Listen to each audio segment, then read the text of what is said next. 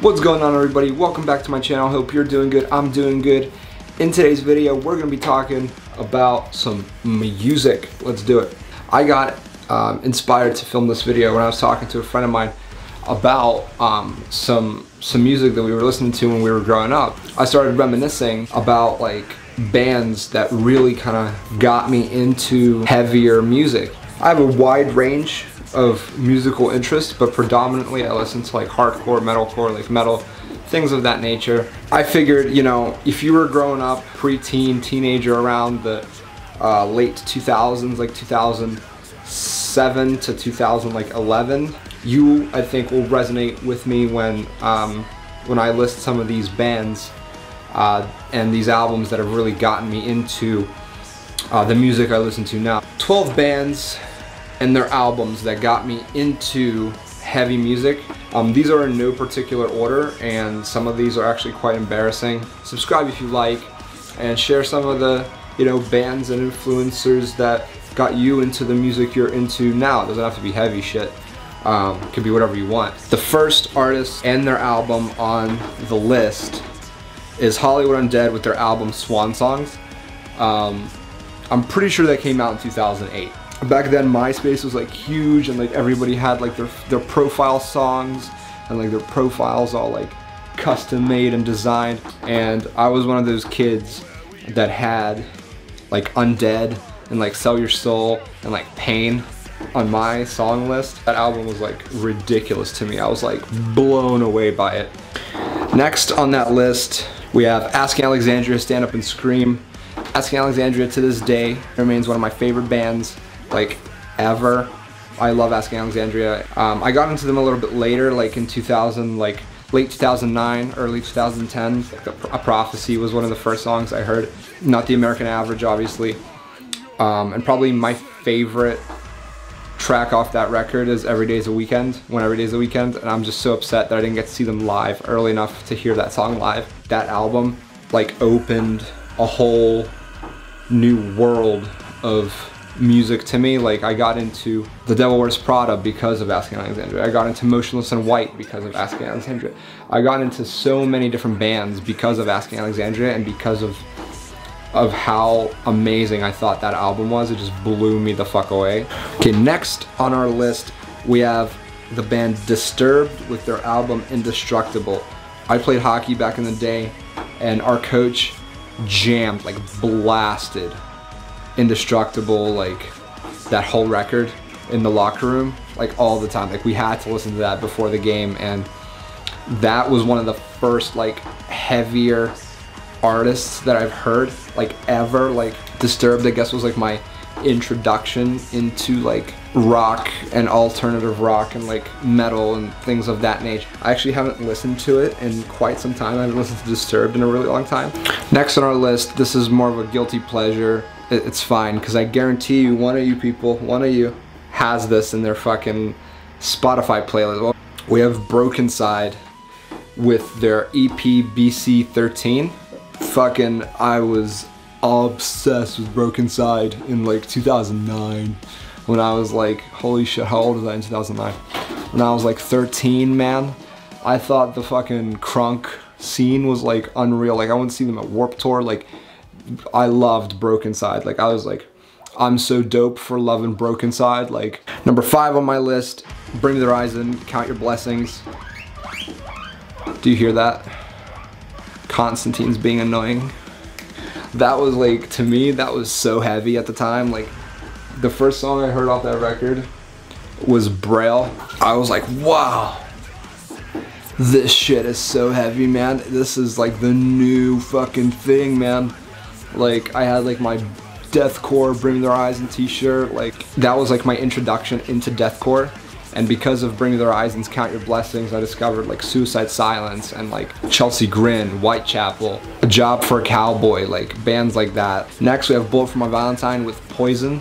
While everybody was listening to like We Stitch These Wounds by Black Veil Brides, like all the scene kids, I was a scene kid, believe me. I was over there jamming to some like actual solid like metal with Bullet for My Valentine, Poison. Man, that album blew my fucking mind. The solos, the riffs, just from start to finish, I busted so many nuts on that album. It was unreal. Like, I loved that fucking album. Next, this is one of my favorite albums, like, ever. Like, I never looked at music the same after listening to this, and that's Slipknot, Iowa. Don't get me wrong, I absolutely fucking came when I first heard the self-titled. But Iowa spoke to me on a personal level more, and it was my like outlet of aggression. And I thought that like, oh, it's okay to feel angry about things because like other people feel angry about things and they express it. And like that album expressed like the epitome of like aggression and like pent up rage.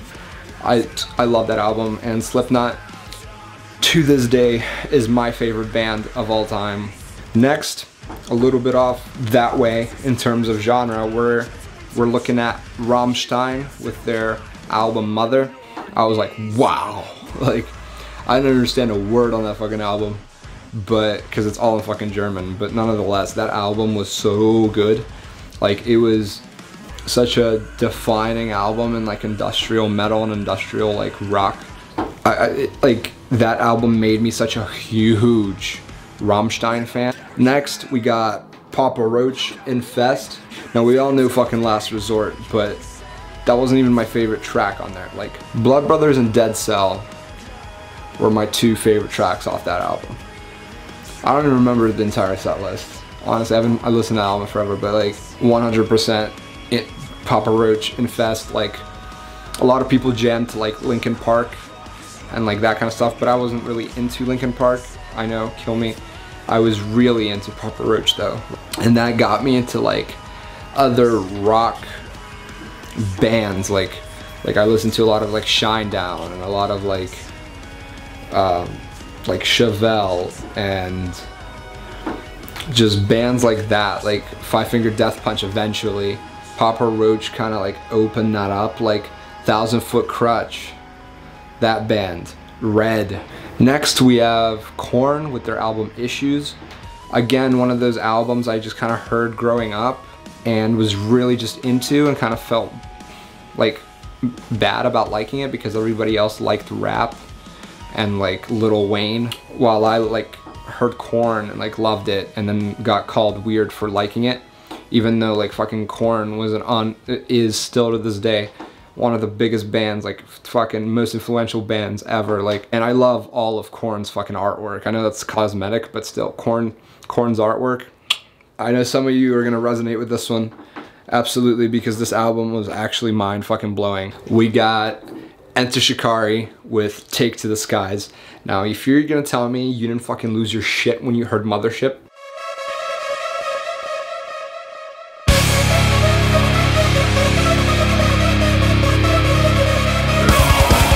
you're fucking lying. You are not a fucking metalcore, post-hardcore fucking alternative music fan if you did not lose your shit to like Mothership and like Labyrinth. Fucking, it's time for Plan B. That fucking album redefined music for you. I know it did, because that was unfucking real. It was so poorly produced, but it was like the best fucking album ever. It was just so good. so good. And last but not least, we have Marilyn Manson with Portrait of an American Family.